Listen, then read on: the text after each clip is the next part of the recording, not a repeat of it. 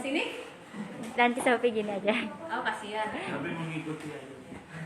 Oke, terima kasih buat kalian semua, anak-anak yang luar biasa, anak-anak adik-adiknya. Dan mudah-mudahan belum segede ini anak saya.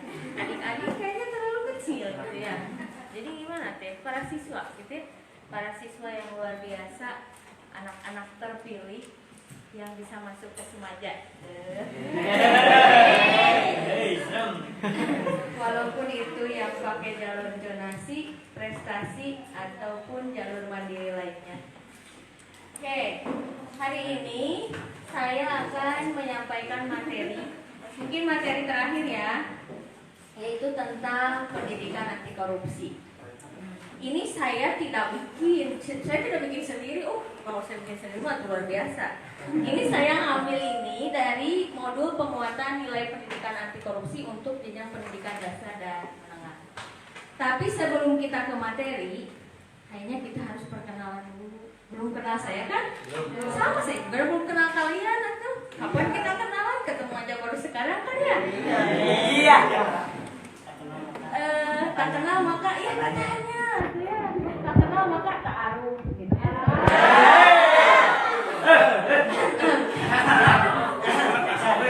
Oke, saya mau perkenalan dulu seperti biasa.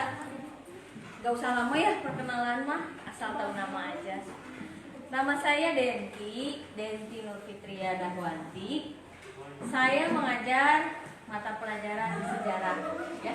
Saya mengajar mata pelajaran sejarah.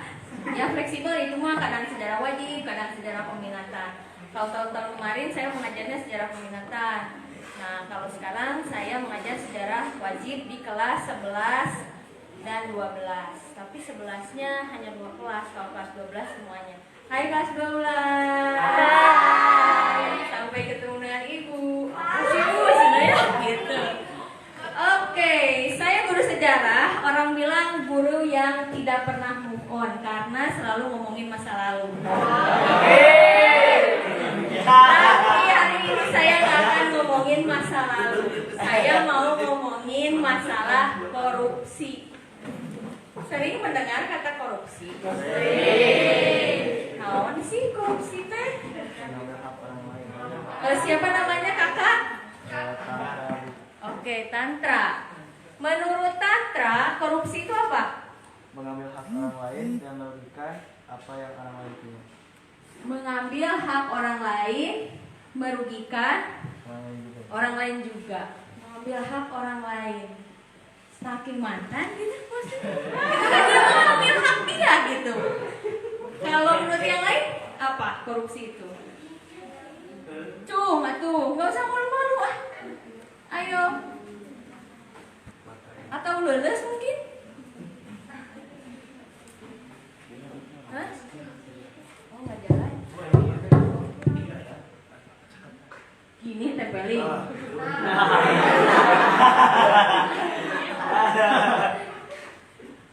Ya, ada lagi yang lain selain dari pendapat Tantra? Jadi ini nggak usah pakai tuh. Nah. Oke, lanjut.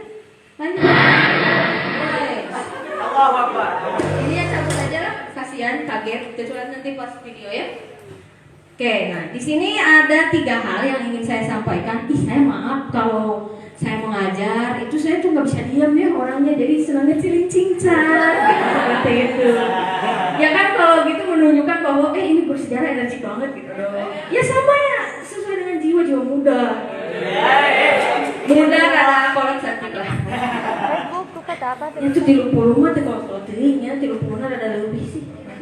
Oke, ini yang akan kita bahas hari ini. Yang pertama, pengertian dan jenis-jenis korupsi. Korupsi teh naon sih? Kita teh sering mendengar kata itu. Wah, kayaknya teh di televisi teh hari ini Bapak Anu ditangkap, hari ini si Ibu Anu kemudian dipakaikan rompi kuning dan lain-lain sebagainya. Terus yang kedua, nilai-nilai anti korupsi. Memang ada nilai-nilainya. Nilainya berapa Bu? 8, 9, 10? Bukan nilai itu yang akan kita bahas. Yang ketiga, indikator perilaku anti korupsi. Oke, lanjut kakak boleh? Terima kasih. Apa yang ada di benak kalian jika mendengar kata korupsi? Tadi Tantra sudah mengatakan bahwa itu adalah hal yang namanya merugikan orang lain, mengambil hak orang lain, kurang lebih seperti itu ya. Intinya mah ngarugikan batur eta ngaranna korupsi. Niron, korupsi? Bisa. Kita sekarang akan membahas korupsi. Saya sederhanakan di sini dalam konteks pendidikan. Karena yang dibahas kan apa namanya teh kalian dalam konteks sebagai siswa ya. Mikirin KPK mah bisa liarnya. Nah, korupsi ini bisa masuk ke dalam istilahnya itu tindak pidana korupsi. Kalau ngomongin tindak pidana, berarti ini ada dua kata nih, tindak pidana dengan korupsi. Nah, tindak pidana apa? Kalau tindak pidana ini adalah suatu perbuatan yang diancam dengan undang-undang pidana bertentangan dengan hukum dilakukan dengan kesalahan oleh seseorang yang mampu bertanggung jawab. Sebetulnya pendidikan anti korupsi ini adalah keberlanjutan dari materi yang sudah disampaikan oleh Pak Angga dengan Bu Asti, pendidikan karakter dan penegakan kesadaran hukum. Seperti itu. Jadi ini berkelanjutan gitu, tidak bisa dipisahkan begitu saja. Nah, sementara korupsi ini berasal dari bahasa Latin corruptio, artinya atau corruptus yang berarti kerusakan, kebobrokan, atau bisa diartikan sebagai perbuatan yang tidak baik, buruk, curang, dapat disuap, tidak bermoral, nggak ada akhlak kali. Koruptor nggak ada akhlak, gitu ya. Menyimpang dari kesucian dan melanggar norma-norma agama, material, mental, dan umum, juga spiritual tentu saja. Mana ada sih ajaran agama yang memperbolehkan untuk korupsi? Ini kan namanya tindak curang, tindak yang tidak ada akhlak gitu ya. Nggak ada kan ajaran agama yang melegalkan itu. Lanjut kakak. Nah, jadi kurang lebih korupsi itu bisa diartikan sebagai penyelewengan atau penggelapan suatu jabatan atau kekuasaan dengan tujuan untuk apa? Untuk kepentingan diri sendiri atau diri pribadi. Di sini ya, jadi tindak pidana korupsi itu apa? Ya berarti tingkah laku buruk dari diri sendiri dengan cara merugikan orang lain. Yang dimana ini dilakukan baik oleh pejabat pemerintah atau bisa juga oleh perorangan. Anu itu boga jabatan bisa tuh korupsi. Bisa. Ternyata korupsi itu bisa dilakukan oleh orang-orang yang memiliki kemampuan intelektual. Jadi jelema nu pintar bisa korupsi. Loh kok nyaheun tuh. Kalau korupsi itu tidak merasuki orang-orang yang punya pemikiran atau jiwa-jiwa intelektual, wah mungkin atau materi tentang nanti korupsi ini disampaikan di sekolah. Kan sekolah itu tempat menimba ilmu orang-orang intelek yang ada di sini, benar tuh? Benar. Kalau ayeuna misalkan ke mana anak-anak TK diajarin iya. Kenapa sih harus? Apa sih esensinya? Udah saya mah gak akan jadi pegawai KPK atau Bu. Udah saya mah punya jiwa jujur, semangat, mandiri. Nanti kalau jadi pejabat juga saya mau luar biasa aja, dedikasi tinggi. Bener. Bapak kan pejabat. Saya mau bikin mall Pak. Gak bisa. Ini tanah warga. Saya tidak bisa menghasilkan keinginan warga. Nanti warga saya dari mana mendapatkan penghasilan? Sawah yang segitu luasnya. Warga saya nanti mau makan beton kalau ada mall di sini. Bapak. Ya Pak ya? Gimana kalau nggak bisa? Bapak buka koper. Isinya merah semua. Bentar ya saya mikir dulu.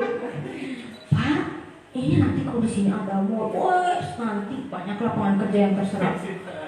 Semua warga Bapak itu bisa kerja di mall. Ada yang jadi cleaning service, ada yang jadi satpam. Mungkin beberapa bisa buka kafe di mall ini. Kafe-kafe kan jadi bukan masuk ke kafe sini, nanti mereka buka kerja di sini.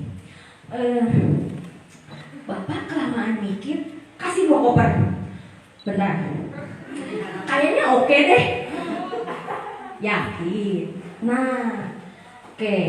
Balik lagi ke sini. Kenapa sih harus di sekolah gitu? Coba lihat dong kakak. Lanjut kakak. sebelum kita bahas kenapa korupsi itu harus pendidikan anti korupsi itu harus ada di sekolah. Sebenarnya ini berjenjang ya. Jadi dari mulai SD, SMP, bahkan sampai SMA, terus nanti sampai perguruan tinggi juga ada. Sampai nanti Anda misalkan menjadi pejabat publik, menjadi pegawai negeri, ini akan ada nih pendidikan anti korupsi ini. Nah, sebelum kita kenal jauh kenapa sih harus ada di sekolah, ini kita lihat dulu nih beberapa jenis korupsi yang termasuk ke dalam tindak-tindak korupsi. Ini menurut Undang-Undang Nomor 31 Tahun 99. Di antaranya yang pertama, kegiatan yang merugikan keuangan negara. Kayak gimana? Kegiatan yang merugikan keuangan negara? Ada yang bisa ngasih contoh? Ada yang bisa ngasih contoh? Nggak usah malu-malu atuh. Ayo. Ada yang bisa mencontohkan? Tantra mungkin? Boleh? Iya boleh. Kata siapa nggak boleh? Jadi kerugian keuangan negara seperti contohnya misalnya. Jadi bilangnya mau bikin proyek buat negara, tahu-tahunya dipakai buat jajaran segala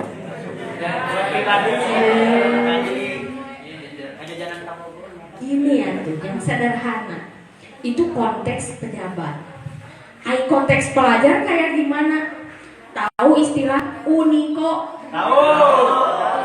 Hatam berenangnya?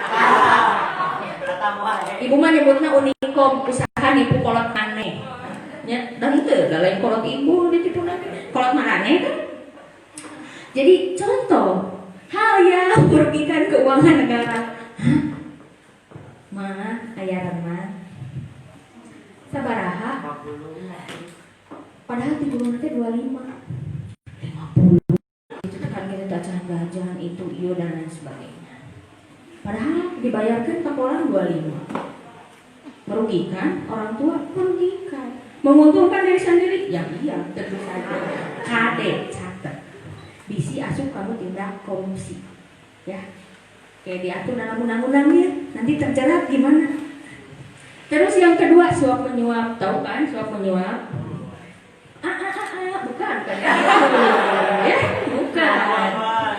Suap menyuap atau sogok menyogok, kesananya ada istilah lain yaitu gratifikasi. Ya pengen ini, pengen itu, nih, yang lebat sih, kemana ya? Terbiasa, saya jalur, bisa cuma kemana? Gitu dan lain sebagainya. Terus penggelapan dalam jabatan, punya jabatan disalahgunakan. Pemerasan, itu ilustrasi ya, bukan lagi meres baju itu. Fokusnya, mana kamar ini don? Aing bejakan kasih. Entong atuh, kayak dibejakan sia KBK. Entong atuh entong. Sok, hari mau dilaporkan, ada orang boga bukti jajanan, memang poe. Bisa asup tindak pemerasan, obes.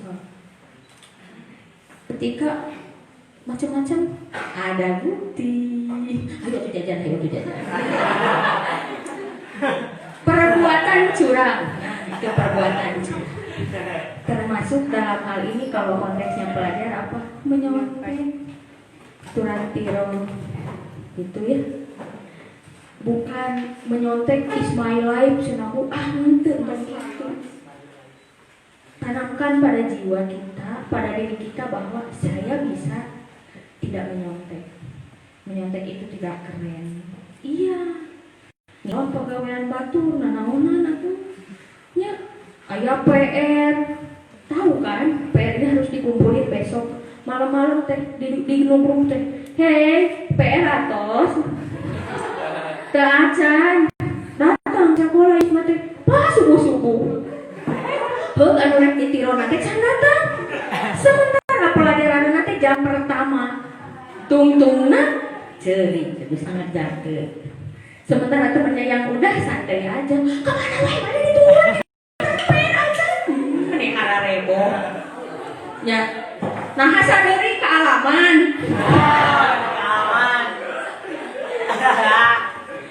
Ini mah saya mah nggak lagi nyeritain siapa-siapa. Ini mah flashback aja gitu.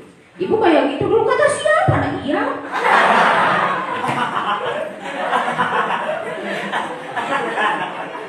Anggap aja itu catatan masa lalu yang kelam. Semua orang bisa berubah. Lanjut. Konflik kepentingan dalam pengadaan. Ini kayak nggak ngerti apa sih. Contoh yang sederhana atau di lingkungan sekolah. Barudak kelas T periodik keperluan foto presiden, alat kebersihan dan lain sebagainya. Kumaha carana? Geus mikir teh. Geus ku abi barangnya mah. Oke, kudunan sabaraha ewa? Cina mah 5.000-an oge cekak. Ketika datang belanja ke sebuah tempat belanja, saya sebut misalkan berlian kitchen gitu ya, atau bisi endorse, atau nyebutkan Mutiara Kitchen. Datang kan itu belanja, beli sapu, beli kamoceng, beli ember. Uang yang terkumpul misalkan 5.000 kali 30 genep, sabaraha? Menghitungkan 150 sekitar 180. Ternyata hasil belanja semuanya 120.000. Ini 120.000. Uang yang terkumpul 160.000. Dibilangin dong ke temen, ih, atos TCM sadaya malah mah ditemukan. Nya atunya geranya sapu naik, ayo nama, beroge naik, eta sabarnya anu paling ngakitukeun cai. Ih, ayo nama jadi mahal. Jadi mahal. Nya cenah deteksi imang mah di usum hujan mah cenah seueur ngomasa. Nah, hubunganana. Eta mah kan diproduksina saat ada usum hujan keles. Dibedakeun ka babaturan teh. Seem ih atosna. Malah abi teh ngobokan geura ieu jang naik beca, ih abi teh mawa sagala. Padahal mana nanti bawa mati. Sabaraha 120 jadi 190. Lumayan 40.000. Pakai apa? Poe lah boy ya. Kade tanya kade. Terus gratifikasi. Apa itu gratifikasi? Darmaji. Kita marwok darmaji. Kade ulah pahili jeung gravitasi. Gratifikasi. Make F lain make P, gratifikasi. No. Gratifikasi. Kalau gravitasi itu kan gerak dari atas ke bawah ya. Kalau gratifikasi itu kebalikannya, dari bawah ke atas. Loh, kok bisa? Iya bisa. Kumaha rumah saya sakedeung deui rek dibagi rapot. Asup remedial community di kelas teh. Maksudnya gini. Maksudnya gini, tiap ada ulangan pasti nama kita teh kepanggil ke dalam kelompok yang nilainya belum tuntas. Gak ada deg-degan rek dibagi rapot teh.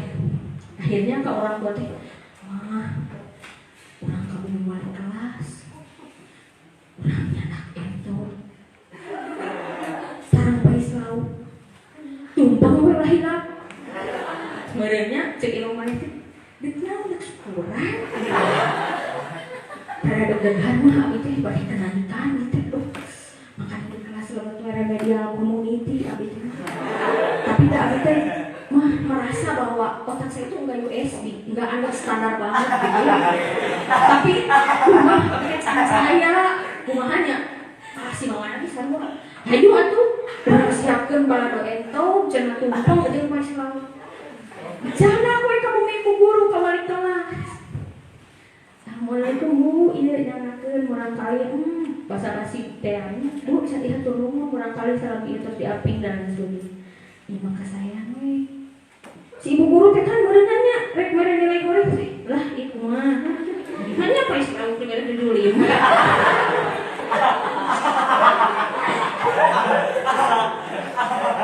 Jabat tumpeng. Lamun 85 dari eunah tumpeng. Can ieu balado entogna. Mangkani budak teh kuluna peutena 70. Tunggu saya balado entog di 80. Tah, itu bisa masuk ke dalam kategori gratifikasi.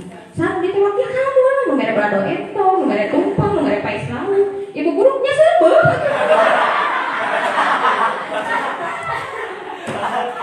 Kade. Kenapa ibu guru tidak bisa menolak? Karena ibu guru penuh dengan kasih sayang. Tidak ingin menjatuhkan harapan dan cita-cita. Gimana kalau saya ngasih nilai jelek ke anak saya, terus nanti dia nggak bisa daftar jadi TNI, bukan tukang nungguan imah ya TNI, nggak bisa jadi polisi. Mana gimana kalau nanti anak saya frustasi jadi polisi, terus dia jadi polisi tidur, kan kasihan. Polisi aja. Adiknya ya seperti itu, kadek. Dan yang selanjutnya, tindak pidana lain yang berkaitan dengan korupsi ini masih banyak sekali jenisnya. Kalau dijabarkan mah kurang lebih 30. Lamun didongengkeun mah mau didapikeun ka asar, tapi ka iraha we lila. Tapi sampai sini sudah bisa paham kan? Dan kayaknya hal-hal ini tuh dekat banget sama kehidupan kita ya. Bener tuh? Aduh ini nyantuh. Ari musuh banget dengan nepikeun ka ujung kesan kieu. Ini mana. Ya, dekat kan hal-hal seperti ini? Iya. Kalaupun tidak dialami tapi pernah mendengar. Ade eta bisa asupan tipikor tindak pidana korupsi. Jauh-jauh tewak. Nah, Bapak KPK jeung ditewak. Kamari mere pais laut tuh jeung eta ados. Itu kade. Oke, Kakak lanjut. Alasnya makanya kok ini kita slide-nya saya udah 40. Tuh saya slide ini terus 15 menit tunggu ada wayangannya. Dan campur tuh. Maaf ini bahasanya campur dengan bahasa Sunda. Karena saya mah USA tuh orang Sunda asli. Mengapa perlu pendidikan anti korupsi? Nah, di sini nih yang penting. Jadi ini kondisi real kita tuh seperti ini, wah menyedihkan banget. Yang pertama, perilaku koruptif ini sebagai tindakan tidak bermoral. Balelo telah merasuki seluruh aspek kehidupan bangsa dan bernegara. Contohnya apa? Pernah nggak sih sehari aja nggak dengar kasus korupsi? Asal nanti minang-minang tuinnya. Evaluasi. Yang kedua, hilangnya nilai-nilai anti korupsi. Nilai-nilai anti korupsi naon? Nanti kita akan bahas. Tapi saya kasih bocoran. Nilai anti korupsi itu kalau disingkat namanya jadi keren. Jadi apa? Jupe mandi.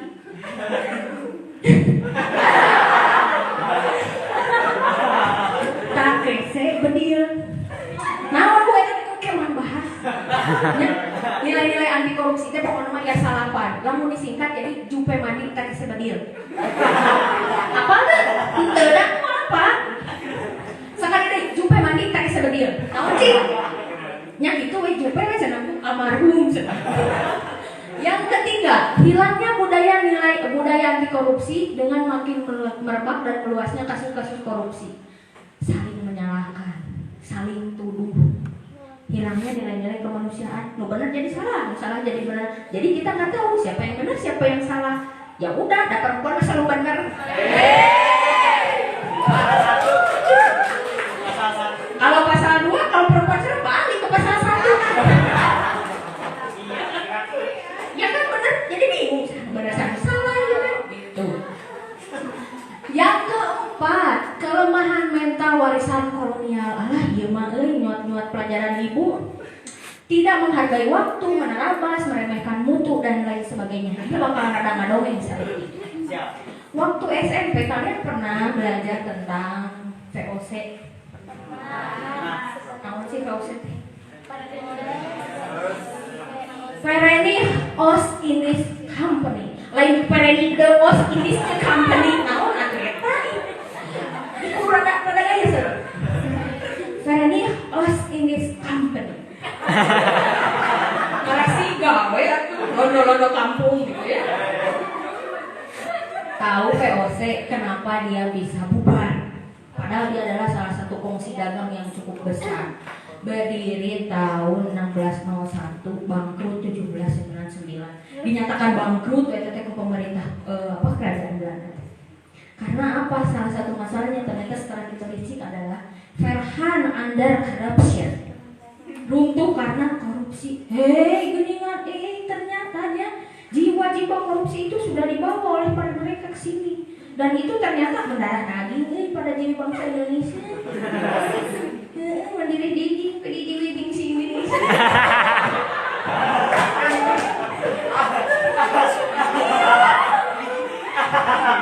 Hei, 1601 sampai 1799 nu dipulungan ku bangsa Indonesia na tahu jiwa korupsi na eta. Tapi yang baik-baiknya kok kayaknya nggak nerap gitu. Iya kan, bangsa Belanda itu terkenal sebagai orang yang tertib dalam administrasi. Tapi tengah warisnya kawan. Buktinya kalau diparis catatan, ada nulis tulis. Benar tuh? Benar? Ya benar. Anak perempuan selalu benar. Dan ibu perempuan. Ya seperti itu. Ngeri kan ya? Dinyatakan bangkrut, defisit karena apa? Korupsi. Terus apa lagi? Hei, ternyata di zaman baheulanya ada istilah yang namanya upeti. Seba. Bisa ada teh upeti. Kalau seba itu biasanya dari kerajaan bawahan vasal kepada kerajaan induk. Contoh kerajaan Majapahit itu kan banyak nih kerajaan bawahannya. Masih. Biar apa? Ya biar dia dilindungi. Terus nanti biar dijaga oleh kerajaan induk. Zaman ayeuna disebut naon? Lebih istilahnya japren. Mayan mo anak amanah. Mayan mo. Ini sok we orang mau tanggung jawab. Ngacak-ngacak. Nah itu tuh hal seperti itu tuh ternyata sudah mendarah daging. Ya dari kebiasaan akhirnya jadi jiwa. Amin. Jadi mana? Terus di sini apa? Peran sekolah. Ini peran sekolah atau peran pendidikan ini hanya berfokus pada kejaran nilai dan angka. Terkadang ini mengesampingkan dalam penanaman nilai-nilai dan perilaku yang sifatnya baik. Kumaha we cara isuk ulangan kudu penting. Mau ngapain? Saking heula euy.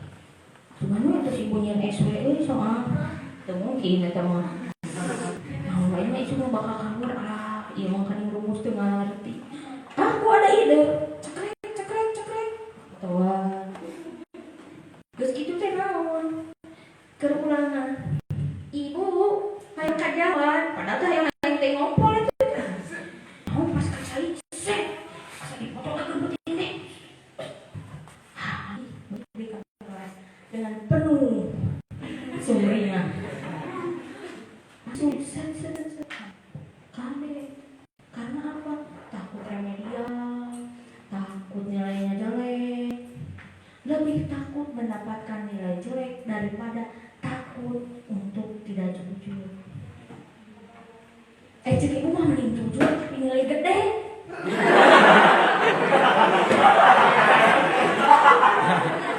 Bener? Bener nih, awewe masuk bener ibu awewe. Tuh yang apa? Kok gitunya? Itu ibu ibu. Ini ulangan, alasnya kumanya. Alang kan Yusuf kayaknya ulangan. Aduh, deg-degan deh. Ada cara lain, cuma cara posisi duduk menentukan prestasi. Memang babaturan anu otaknya rada cemerlang. Tapi teman yang otaknya rada cemerlang ketika ulangan itu suka mengalami penyakit dadakan, buta dan tuli.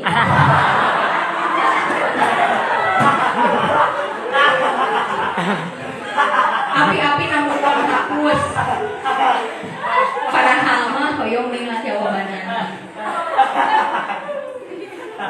Karena apa itu kejarannya? Saya harus mendapatkan nilai bagus gimana pun caranya. Sudah mentok, ya akhirnya pilih jalur gratifikasi. kunaon pais yan eta pais lauk tadinya terus baralento aneh. Kalau saya ke siswa saya gimana? Ibu mah tenang, lu penting mana yang jujur nilai sejarah gede. Naon salah ada bener ya? Daripada sok kalina ke maniron di Remedia, mungkin 2 kalinya. Nyaniron perilaku tidak berhak. Terus nilai goreng era diumumkan Remedial Community untuk pekan ini adalah biasa we juara bertahan tadi.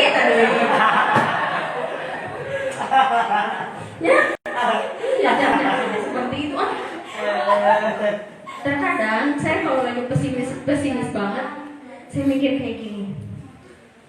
Ini kok anak nilainya jelek ya? Padahal di kelas itu bagus. Mungkin dia lagi galau kali ya. Gitu. Oh, nggak apa-apa lah. Seperti itu. Yang penting dia mengerjakan dengan jujur. Seperti itu. Ya, ingat ya, jujur.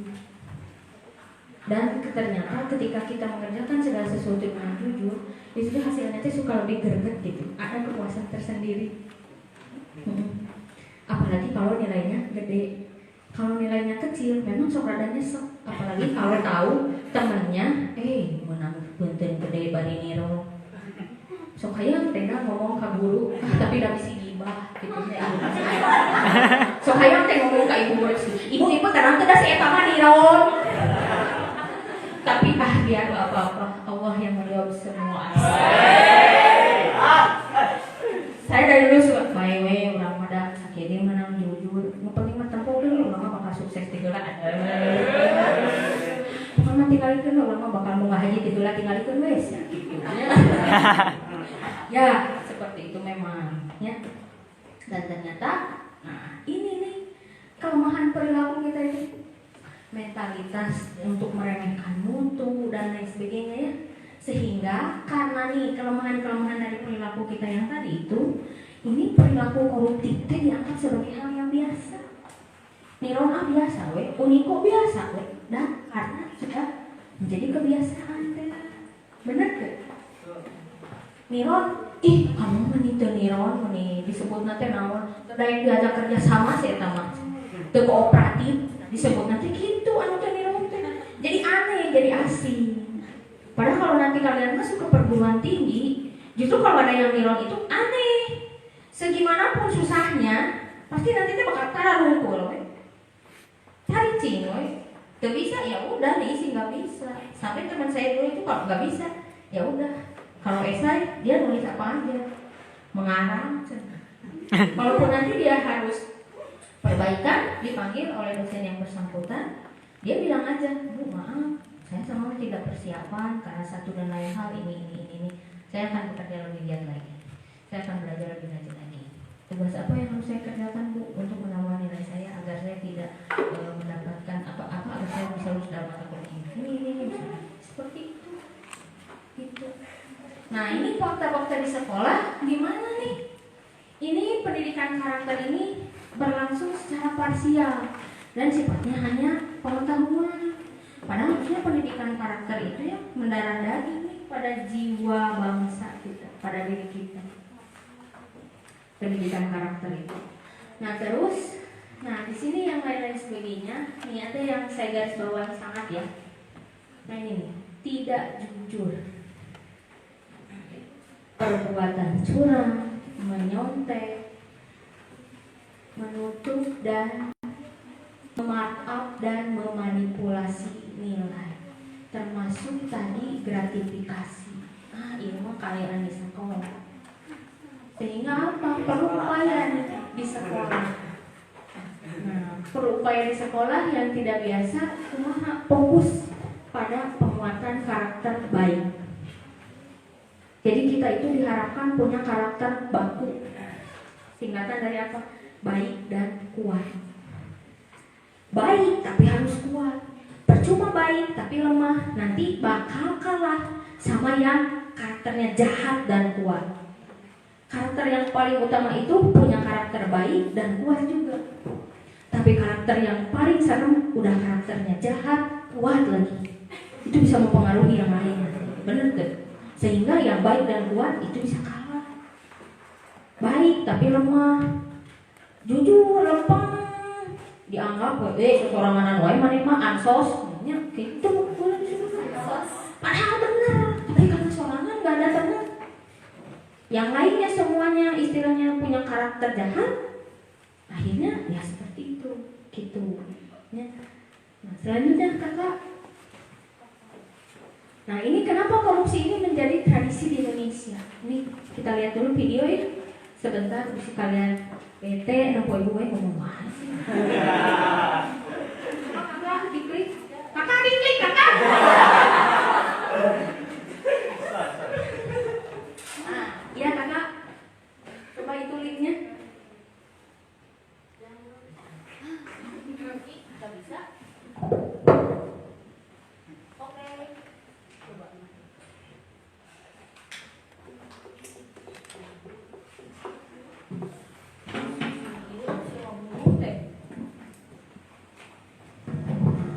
Iya agak sultan ya.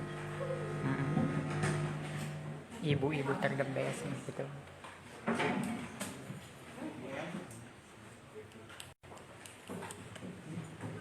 Runduh deh guys. Bentar ya. Ramenya guys.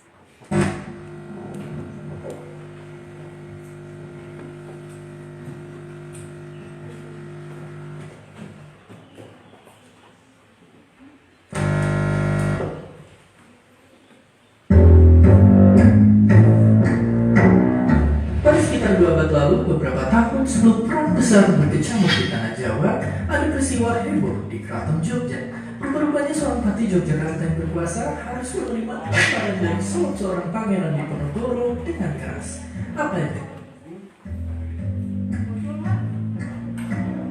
Pada sekitar 2 abad lalu, beberapa tahun sebelum perang besar berkecamuk di tanah Jawa, ada peristiwa heboh di Keraton Jogja. Rupa-rupanya seorang patih Jogja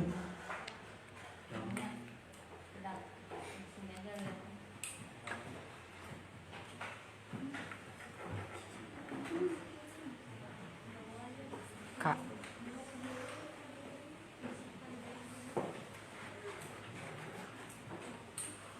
Kunaon.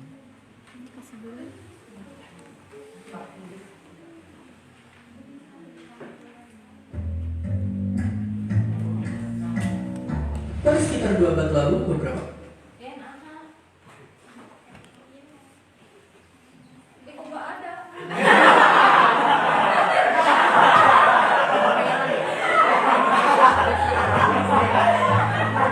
Oh hilang ya. pada sekitar 2 abad lalu, beberapa tahun sebelum perang besar berkecamuk di tanah Jawa, ada peristiwa heboh di Keraton Jogja. Rupa-rupanya seorang patih Yogyakarta yang berkuasa harus menerima tamparan dari seorang pangeran Diponegoro dengan keras. Apa yang terjadi? Apakah ada kesalahan sangat fatal yang telah dilakukannya? Saatnya kita kembali ke masa lalu, menjalankan sejarah yang jarang ada di buku pelajaran sekolah. Jadi kala itu orang hingga Ingwan kembali ke kerajaan Belanda dan kerajaan Inggris. Belanda mendatangkan arus uang yang sangat melimpah dari dalam mengeluarkan Eropa langsung ke Pulau Jawa, tapi bukan menjadi sumber kemakmuran rakyatnya. Sang malah menyalahgunakannya untuk memperkaya diri.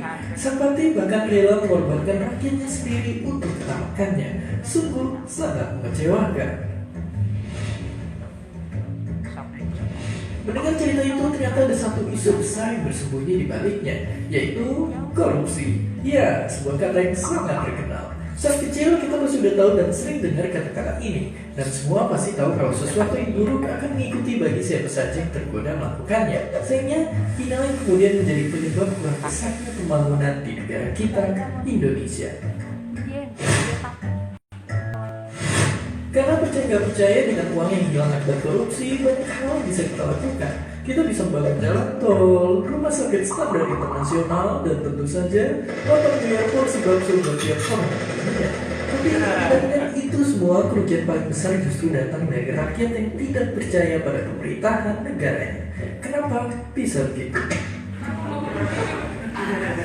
Jadi dengan ketidakadilan di depan hukum dan kemiskinan yang tidak kunjung teratasi, masyarakat akan bersifat skeptis dengan segala peraturan dan kebijakan yang dibuat oleh para pejabat kita. Oke, tapi tenang dulu. Untungnya ada cara ampuh yang sederhana buat mengatasi itu semua, yaitu dengan menguasai aliran dana negara dan mendukung lembaga-lembaga anti korupsi. Semuanya hanya untuk membentuk pemerintahan yang lebih akuntabel. Karena intinya menjadi terbuka adalah solusinya. Kalau memang bersih, kenapa harus risih?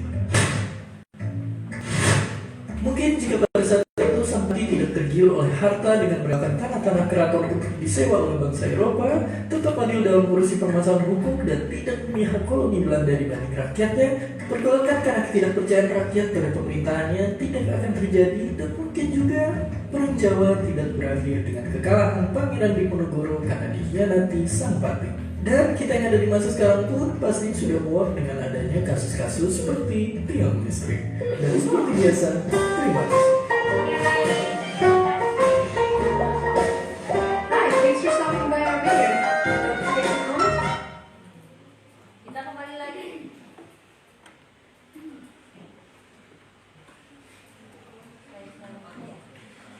Gimana videonya?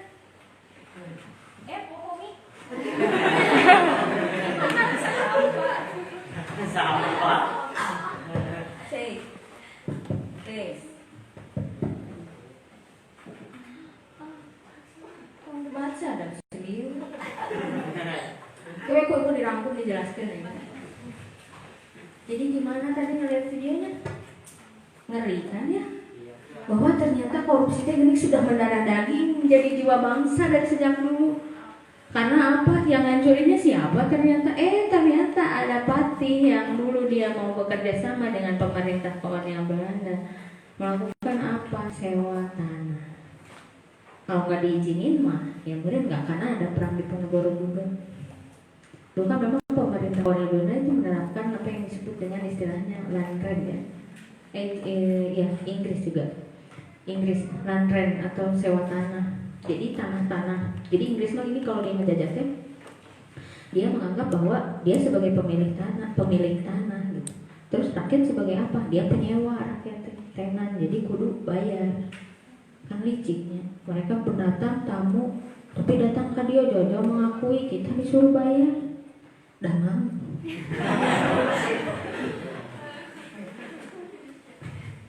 Nih sekolah kita yang rawan.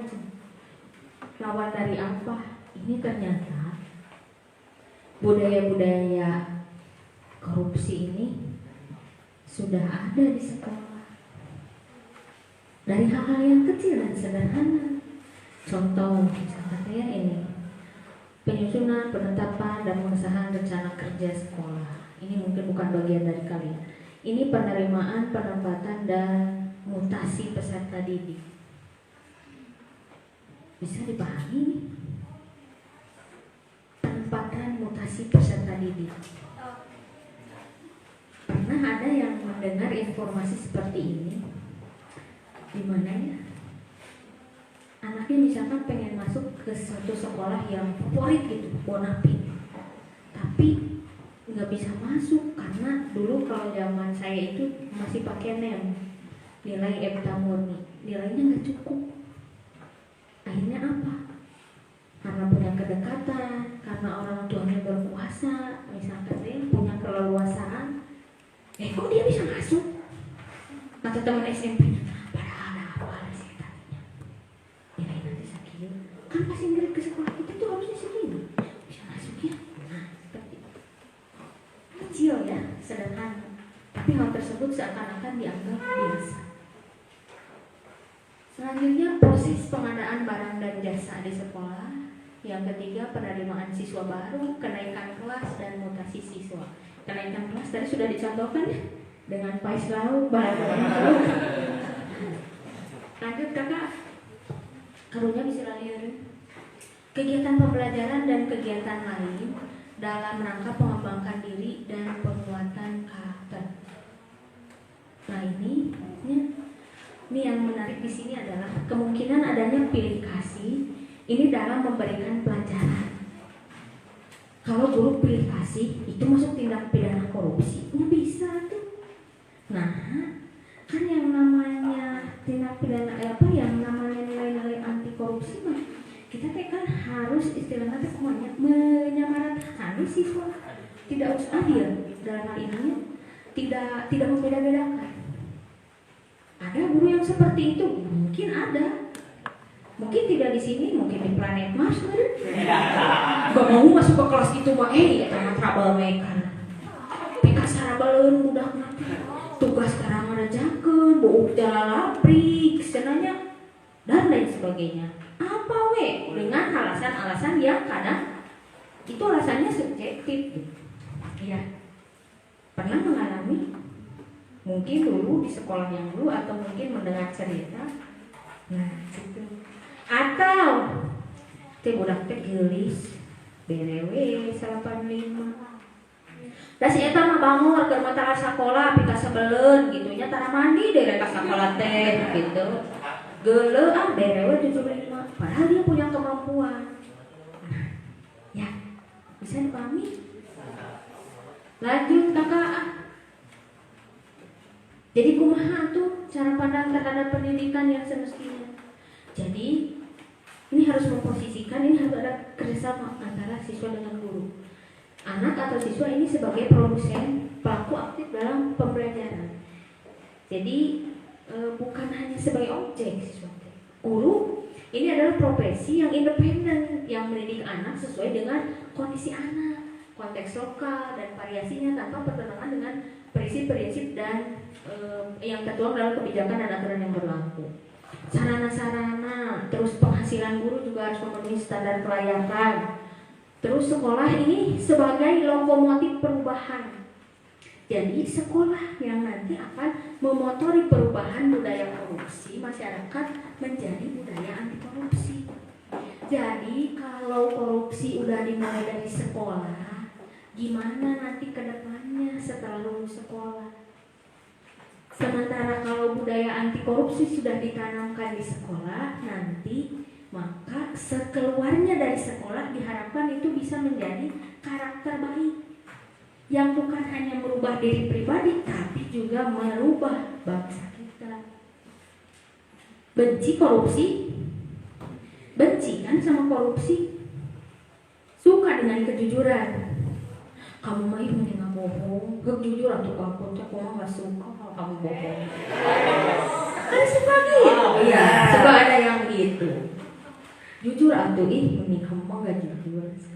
Kan kita suka dengan kejujuran, tidak suka dengan kebohongan, tidak suka dengan korupsi. Makanya berani jujur itu hebat, seperti itu. Jargon dari anti korupsi ini. Nah, cara pandang terhadap pendidikan selama ini, ini nih cara pandang kita. Anak ditempatkan sebagai konsumen dan objek pembelajaran sesuai kuma guru. Guru hanya bekerja mendidik anak sesuai tahapan dalam aturan yang berlaku. Oh ya, budak kudu bisa iya.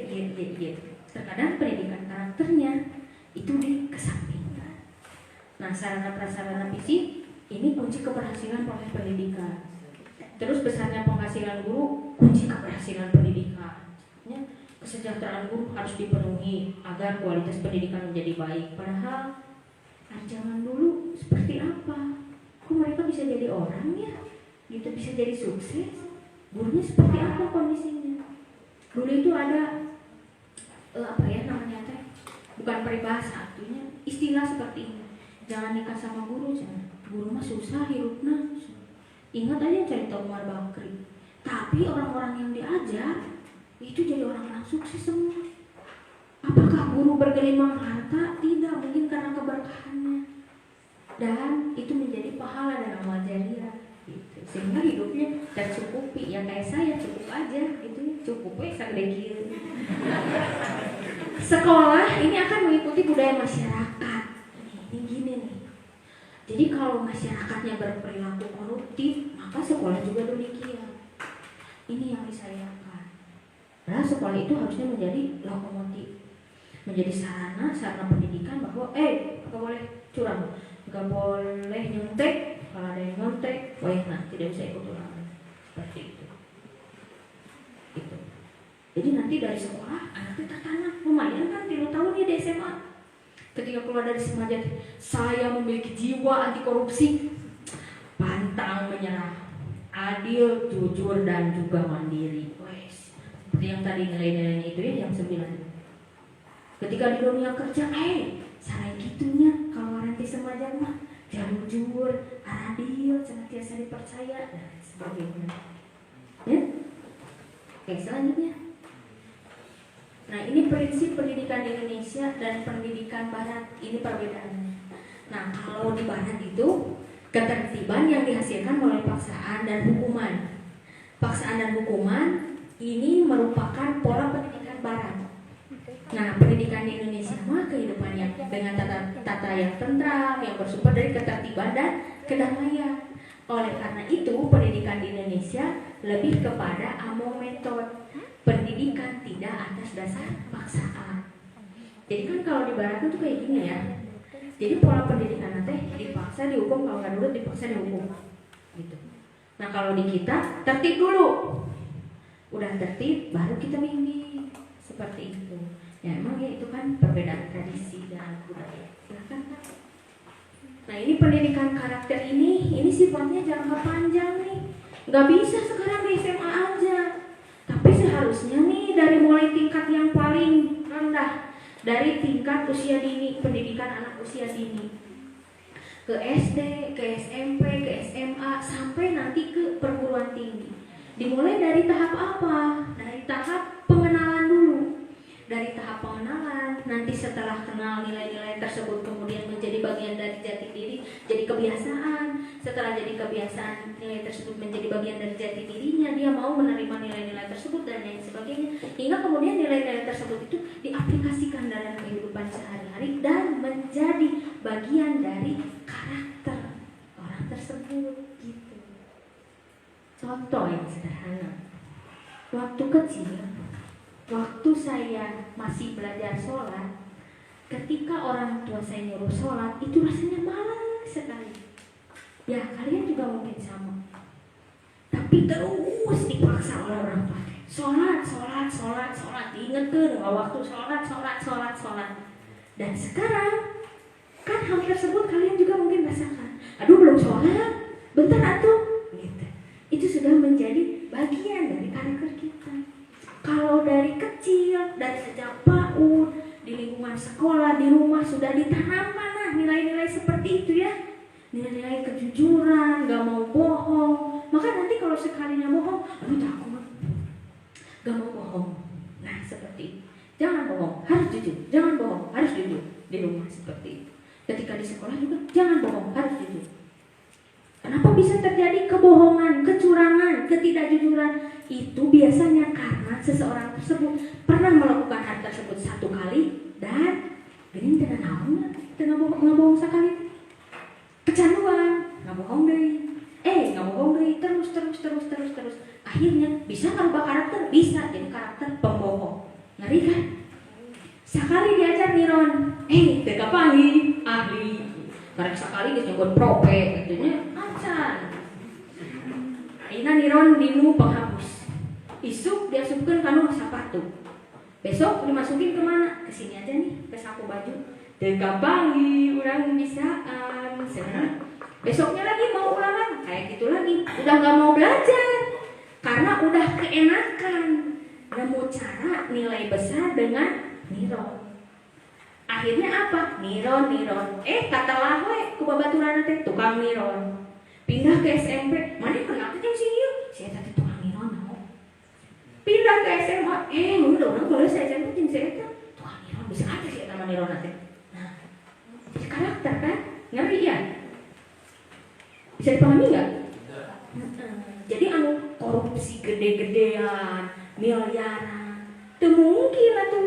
Udah, saya mau korupsi itu pasti itu. Salah satunya karena faktor lingkungan, seliti, ya kan? Nah gitu. Bisa dipahami? Oke lanjut Kak. Nah ini tempat yang menjadi pusat-pusat pendidikan anti korupsi ini bisa di mana aja? Ini tadi sudah saya jelaskan sedikit ya, bisa di keluarga, teman kelas, sekolah atau lingkungan. Ini termasuk di sini adalah teman sepermainan. Ini pengaruh teman sepermainan ini besar sekali terhadap pembentukan budaya anti korupsi ini. Kalau kalian berteman dengan teman-teman yang jujur, teman-teman yang gak mau curang saya mah, pasti kalian juga seperti itu. Berteman baik, ulangan, kurang jujurnya punya geng misalkan 4 orang jujur, berapapun hasilnya, itu nanti kalian ke bawah seperti itu. Tapi dengan teman-teman yang seorang bilang, yuk, mana itu, iya dah, moto jadi lebih ke dia, mana moto jadi lebih ke dia, iya jadi lebih ke dia. Kita nah, seperti itu. Bawah kan? Pengaruh teman sepermainan ini luar biasa. Makanya ada istilah, kalau berteman dengan penjual minyak wangi akan bawa wangi. Kalau berteman dengan penjual apa namanya teh, bara api, namanya teh akan wayahna bau bakaran. Berteman dengan pandai besi akan bau bakaran. Seperti itu. Jadi pandai-pandailah memilih teman. Ya, bisa dipahami? Oke, bisa dilanjut. Nah, ini nih yang tadi disebutkan 9 nilai pembentuk karakter anti korupsi. Ini yang versi KPK ya. Jupe mandi takese badil. Jujur. P peduli. Mandiri. Disiplin. Tanggung jawab. Kerja keras. C sederhana. B berani. Adil. Itu. Jadi ternyata jujur, tanggung jawab, sederhana, peduli, disiplin, adil, kerja keras, dan berani, itu semua masuk ke dalam nilai-nilai karakter anti korupsi. Jadi kalau kalian udah punya nilai-nilai ini nih, saya mau udah orangnya udah jujur, tanggung jawab, mandiri gitu ya, berarti kalian sudah punya nilai anti korupsi itu. Tinggal apa atau Bu? Tinggal diperkuat nilai itu. Ya, jangan dihilangkan. Bisa dipahami? Nah, ini karakter yang ingin dikembangkan oleh Kemendikbud. Religius, jujur ada di sana. Oh, berarti ingin mengembangkan nilai anti korupsi juga di sini. Disiplin ada juga, kerja keras. Oh iya, mandiri. Nah, seperti itu. Ya. Peduli atau di sini ada peduli lingkungan, peduli sosial. Ya, bisa dipahami ya? Bisa?